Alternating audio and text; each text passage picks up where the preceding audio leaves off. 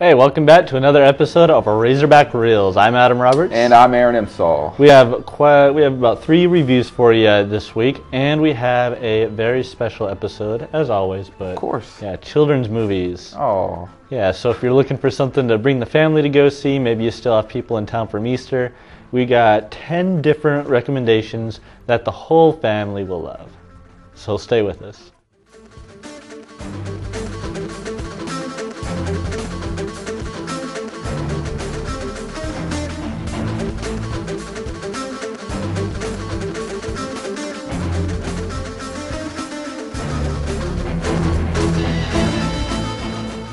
Alright, welcome back. We had 3 movies, and let's just go ahead and get right into the reviews. First one is Dragonball Evolution. Let's show the trailer. We have to find the Dragon Balls before the eclipse. Let's go. We'll go, but we go together. Cool. Next year, the battle for our world Who are you? will begin.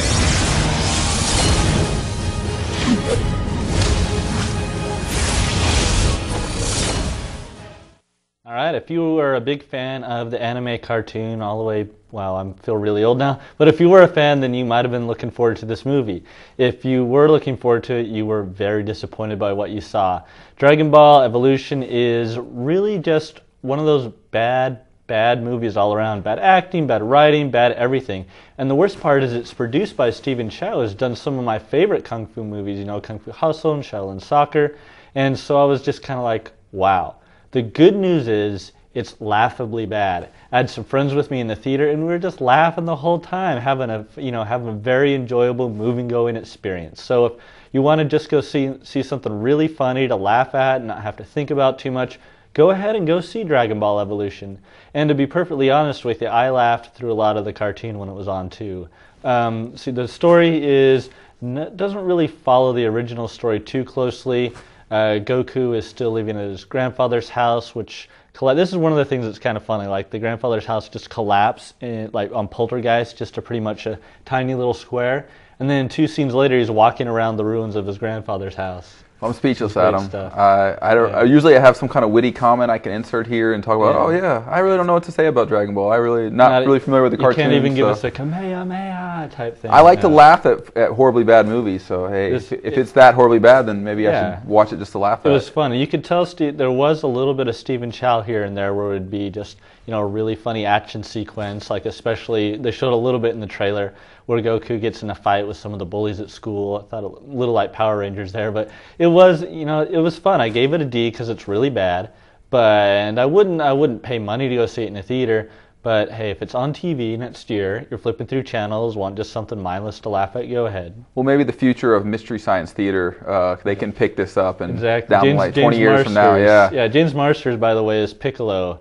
It's really, really funny. Yeah.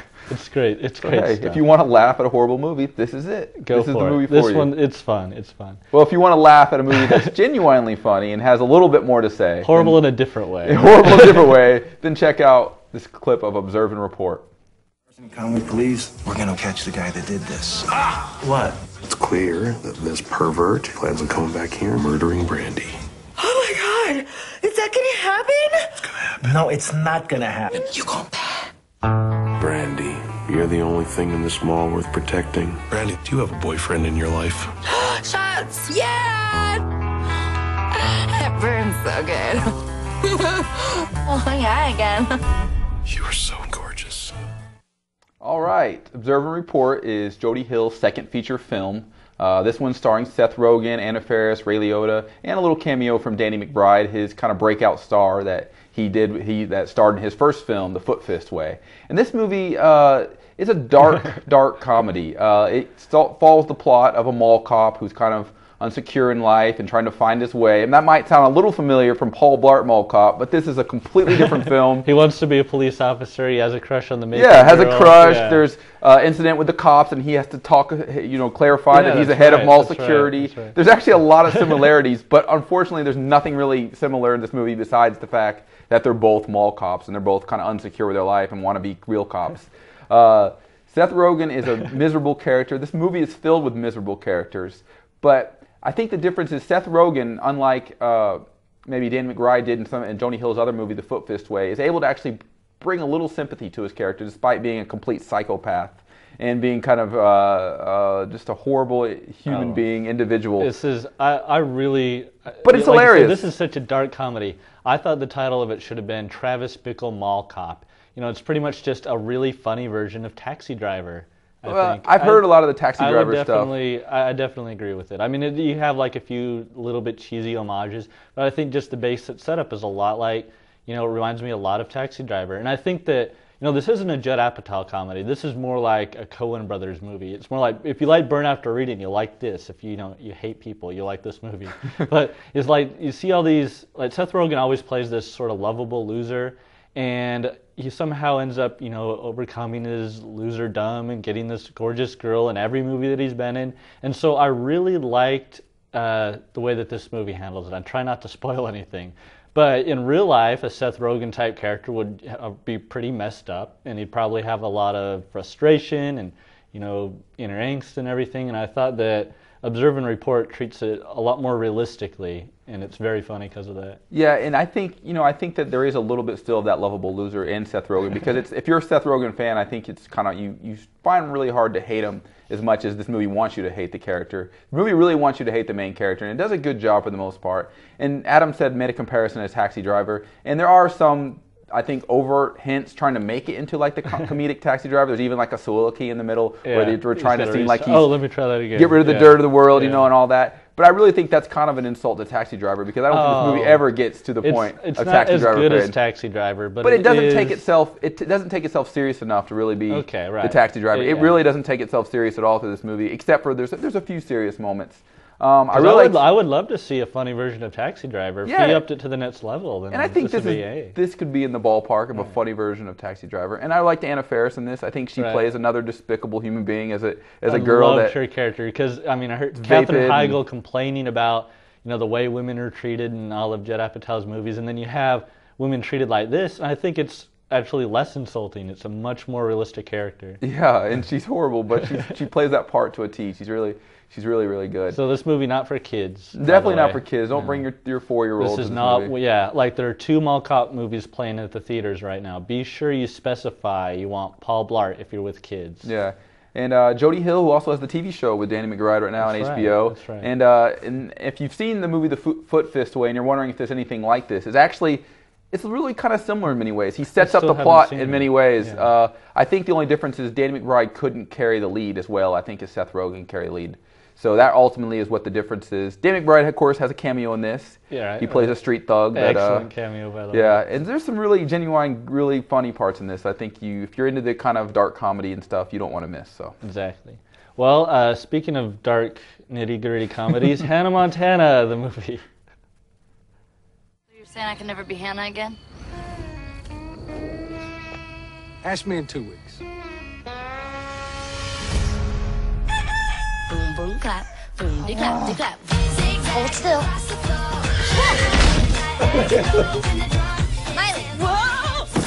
Are you okay? Don't you know better than to yell at someone who's asleep on top of a chicken coop? I do now. Saddle up. Where are we going? To show you what you're missing.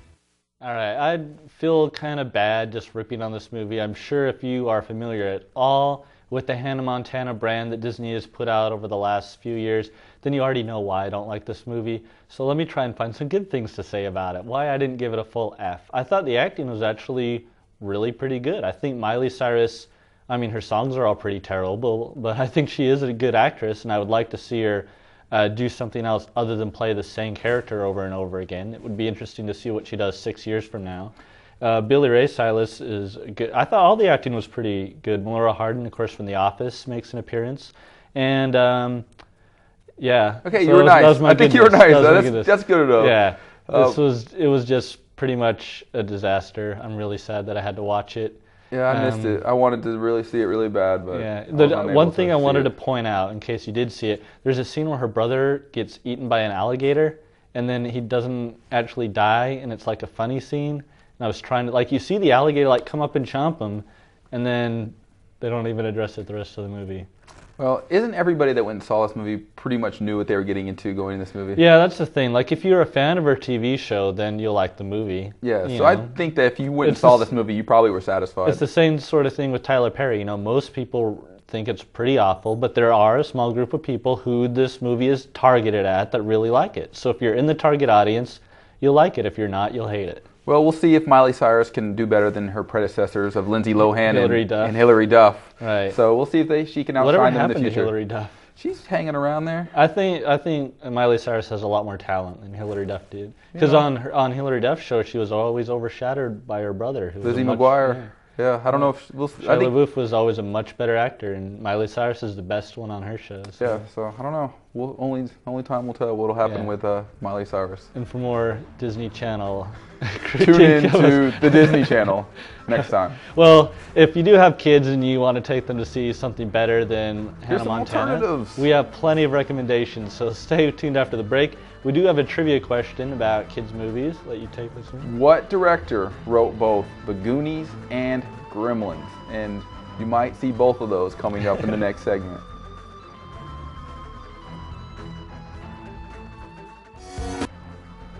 All right. What director wrote both The Goonies and Gremlins? None other than our old friend Chris Columbus, who directed Mrs. Doubtfire, the first Harry Potter movie, and Adventures in Babysitting, a lot of movies. So it's interesting it's interesting that he started his career off writing two of the most Home Alone. Directed Home Alone. So this guy knows his children's and kids movies, and two of my favorite kids movies of all time were The Goonies and Gremlins, both kind of darker kids movies. And he nailed it with those. So hey, congrats, Chris Columbus! You just made my top of my list. Well, we each picked 5 of our favorite kids movies to showcase. So if you trust our recommendations, which you do since you're watching the show, feel free to rent any or all 10 of these. First up, one of my favorites is Willy Wonka and the Chocolate Factory.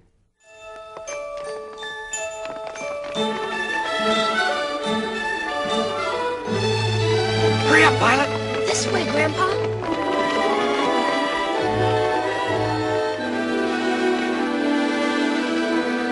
There is no life I know to compare with pure imagination. All right, Gene Wilder is Willy Wonka. I just love this movie. It's got so many fantastic songs. If you haven't already seen it, you really have to go out and watch it. I'm probably going to say that about every movie, I just realized. Yeah. And I feel bad if you haven't seen this movie, because you've really missed out. This movie is such great for the imagination. Me and my son Bronson, we watch this movie a lot, and we love the songs. And terrific movie. The Oompa Loompas are so great. The scene where they're going down the boat into the tunnel of chocolate, that's legitimately a scary scene with a terrifying song, and there's like flashes of like dead animals and stuff in there. It's like, whoa. So we've got a few movies on our list today of like kind of scary, creepy kids movies, and this one definitely kind of fits the mold. But Charlie and his I've got the golden ticket. I remember seeing some great songs in this movie, and it's a great soundtrack. So one of my favorite just plain musicals of all time. And although I don't hate the Johnny Depp version, a lot of people do. I like it. I like it all right too, but it pales in comparison to the Gene Wilder version. So see this one over the Johnny Depp version for sure. Well, Walt Disney, we have a few Disney ones. Aaron's pick. Next up, The Little Mermaid, the alternative to Hannah Montana. Up there, the seaweed is always greener in somebody else's lake. You dream about going up there, but that is a big mistake. Just look at the world around you, right here on the ocean floor. Such wonderful things around you. What more is you looking? All right. Under the sea. Under the sea. The Little Mermaid, great Disney cartoon classic. In my opinion, if you're going to see a girl-fronted kids movie this weekend, see The Little Mermaid, not Hannah Montana. When I was a kid, I saw this movie a zillion times because this and Teenage Mutant Ninja Turtles were the only two movies we owned at that time. So we usually went to Little Mermaid more than Ninja Turtles. I don't know what that says about me. I lost about 50 man points there. Well, but hey, if you were 11 or up, I think we all understand why. I mean, I think when our producer Dan was the one to point out exactly where this scene was in the movie, I think it goes to show, hey, maybe I'm the only one that likes this movie. So of course, this was what really brought. I mean, I do like the Walt Disney 80s movies, but this is what really brought them out of their doldrums into their second golden age. Oh, I agree totally. This really, the songs on this and the kind of the visuals of throughout the sea and everything, and the cruel Ursula villain. Oh yeah, she was so evil and so freaky. And I don't know. This is a solid movie, a solid film with another good soundtrack too. Way to go, Disney. Love it. Well, The Wizard of Oz, of course, wonderful classic. How about a little fire, Scarecrow?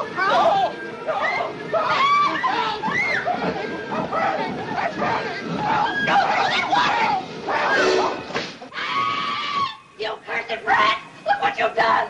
I'm melting! Melting! Oh, what a world! What a world!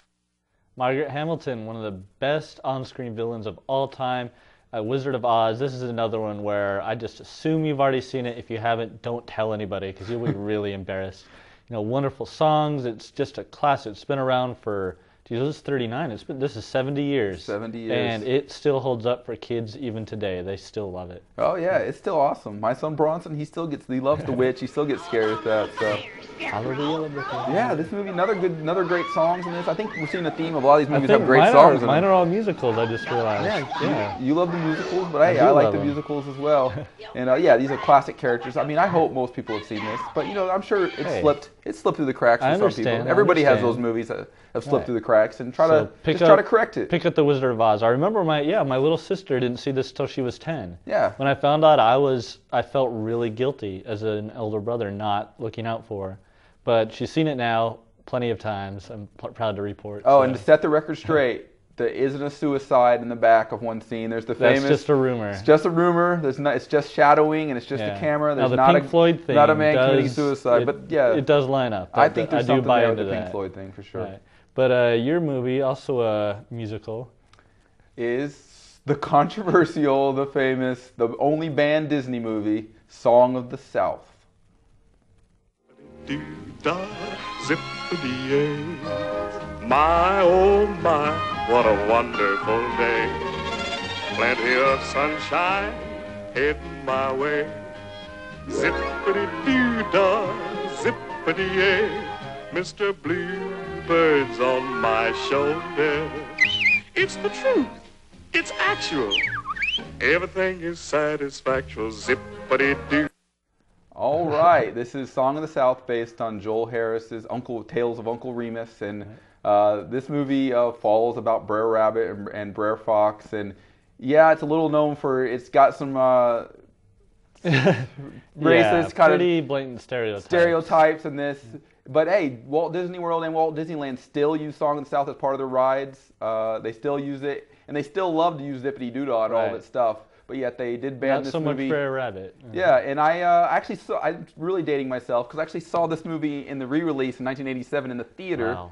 And I actually really liked this movie as a kid. I really enjoyed some of the stories, despite the stereotypes. But hey, there's a lot of movies with stereotypes. We talked before. This Dumbo has some really blatant stereotypes. Sebastian is the Jamaican. Yeah. Jar Jar Binks. So Disney and kids movies have never shied away from stereotypes. And yeah, that movie does have it. Do I think it deserves to be banned and kind of blacklisted? No, I don't think so. I'm not a fan of any sort of blacklisting. I don't think it should be banned and blacklisted. It's not Birth of a Nation. It's not that bad. Yeah, it's not Birth of a Nation, but yeah, it does have. It's still cringeworthy though. But yeah, it's a time of its era, and it's cringeworthy for sure. But as a little kid growing up, this was a movie that I was totally oblivious to that kind of thing at that point.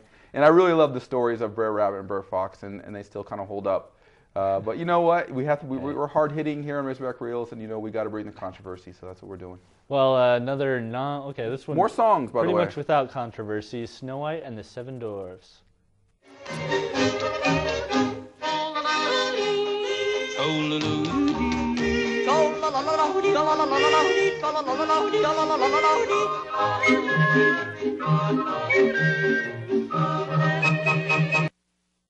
All right, yeah, Aaron was just rattling off all these stereotypes Snow White allegedly has. Snow White has stereotypes as well.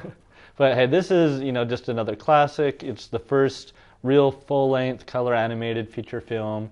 It's really just the grandfather of animated films. This is the one that you have to see. It was #1 in AFI's list of animated films, and it's Just, a fantastic classic. And little trivia for you, the voice of Snow White, Adriana Caselotti, only was voiced in one other movie in her entire life, and that was The Wizard of Oz. During the Scarecrow song, she has that little bit in there. Man, we're just breaking down trivia questions left and right. You can really impress your kids when they sit down and watch this stuff. Yeah, and this is another great classic with great songs in it as well, Adam. So with classic stuff that everybody knows and maybe they don't realize, like, oh, that was from Snow White. Okay, so hi ho, hi ho. So yeah, Snow White is wonderful. It's another movie that most people should have seen if they haven't seen, and it's classic. It's a great movie. Let's jump ahead about 50 years. Jump ahead a little bit, and our next movie is Gremlins.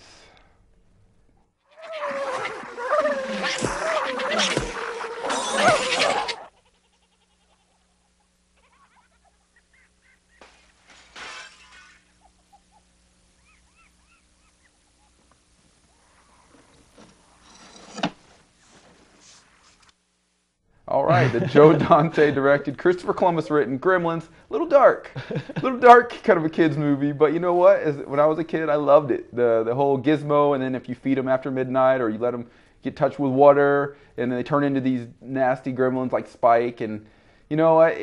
If you haven't seen this movie, shame on you.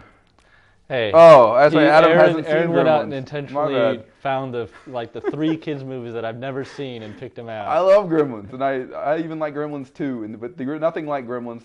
It's a great Christmas movie as well. It's set at Christmas time. There you go. So if you want a really macabre kid/Christmas movie, look to the Gremlins. This went really great 3 months ago. You will not be disappointed. Just like Eminem, Aaron's always a little bit right. late. No, this is not just good for Christmas. It's also good for the kids movie. Kids will love this movie. Well, speaking of classic films that Aaron hasn't seen, Chitty Chitty Bang Bang. He found one. And all free today. Cherry pies, cream puffs, ice cream, treacle tarts. Treacle tarts and ice cream, and all free. Come along, Kitty Winky. Robert Helpman there, one of the great ballet dancers of all time, reprising the role as the child catcher in Chitty Chitty Bang Bang. Dick Van Dyke, of course, invents this magical car that can fly and float and do pretty much everything they need it to move the plot along. And right now they're in a country of Bulgaria where no children are allowed. It's sort of a dystopic nightmare kingdom. I just love this movie. It's so much fun to watch. The songs are all fantastic.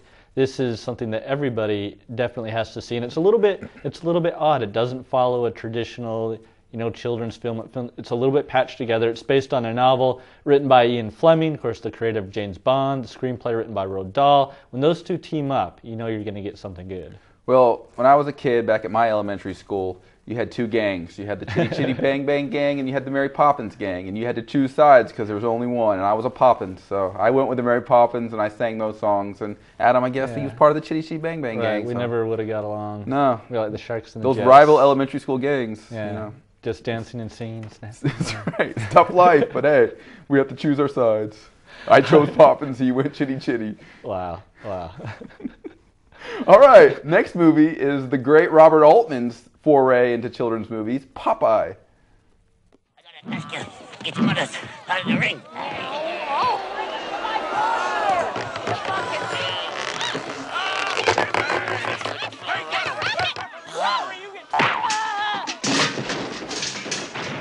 Oh, Mommy, I'm sorry. Oh, I'm sorry. Where do I send the flowers?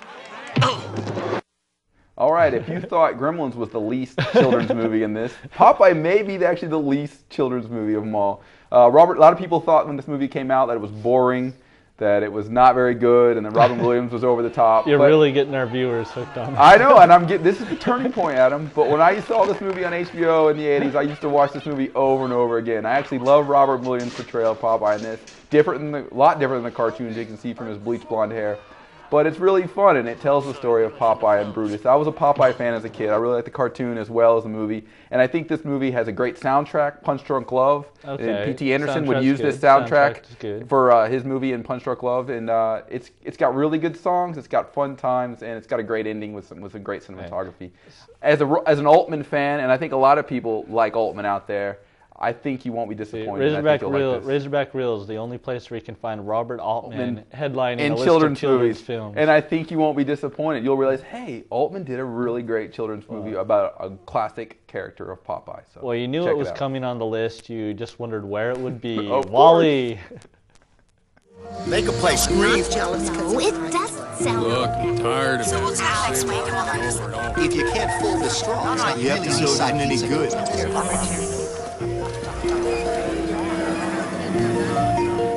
Cut. Over here. All right, Wally. As you can tell, I love this movie. Do you like Wally, Adam? It's my goal to somehow play a clip of Wally on this show at least 2 or 3 times a month. Now, you know, you've done well with that. We've analyzed it from so many different angles, you know, dystopia, Kubrickian, Godard, everything, but it's just a great kids movie. Kids love Wally. He's such a cute, adorable character. It's really funny. The type of comedy that he uses is, you know, it's Charlie Chaplin-esque comedy. It's accessible for everyone. Even if you have no idea, even, you know, there's no dialogue for the first half of the movie. It's just hilarious little bits where he's running around solving the cubes. It's hilarious. And you know what? To keep the theme alive, I'm going to go ahead and mention the soundtrack. It's got a pretty good soundtrack as well, and it's got some Academy memorable Award nominated. Yeah, and it's got some memorable songs from as well. And yeah, we've beat Wally to death on this show. You knew Adam was going to bring up Wally. I was tempted to bring in Kung Fu Panda just to bring that feud, keep that feud alive. Oh, I'll do Kung Fu Panda. Adam will do Wally, but no. The next movie that you'll see is not Kung Fu Panda. You know that if they got in a fight, Eve would just come along and zap Kung Fu Panda. Come on. There's zap no way. Poe to bits. There's no way Poe will destroy Eve. He can't breathe in outer space. That's the only way we're going to make it. We need Wally versus Kung Fu Panda to be able to solve this. He cannot breathe in outer space. You've yet to see him do that. You didn't think he could become Kung Fu Panda either. He cheated. Whatever. I won't give it away. Yeah. Whatever. We're dorks. All right. The next movie is the classic Christopher Columbus written The Goonies. First, you gotta do the truffle shuffle. Come on! Do it. Come on! Do it. Cut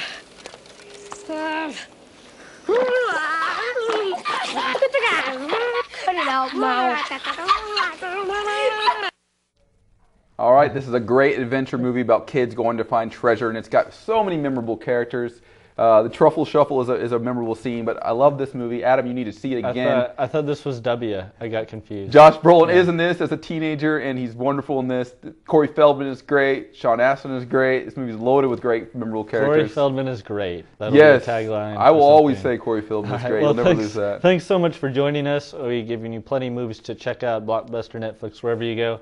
Thanks AMC Fiesta Square, $4 movies on weekdays, $4 matinees on the weekends. And we brought Hannah Montana this week. Next week we got Zac Efron. Zac Efron, 17 again. I actually think that'll be funny. Me Crank, too. High Voltage, and State of Play. Hey, I think State of Play could be Pretty good cast there. But we'll let you know on Monday what the final verdict is. So see you next week on Razorback Wheels. See you later.